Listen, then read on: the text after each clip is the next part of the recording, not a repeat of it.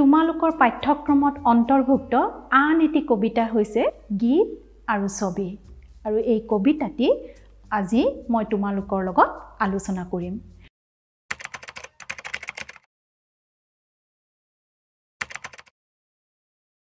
Today we are doing a prose from your book Moments. The title of the prose is The Adventures of Toto. It is written by Ruskin Bond.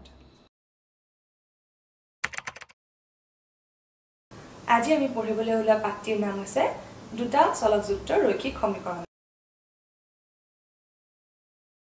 আজি আমি পঢ়িবলৈ ওলোৱা পাঠটিৰ নাম হৈছে ৰেখা আৰু কোণ। আজি আমি আলোচনা কৰিব লোৱা পাঠটো হৈছে নৱম শ্ৰেণীৰ বিজ্ঞান বিষয়ৰ অধ্যায় 13 অৰ্থাৎ পাঠটিৰ নাম হৈছে আমি অসুস্থ কিয় হওঁ।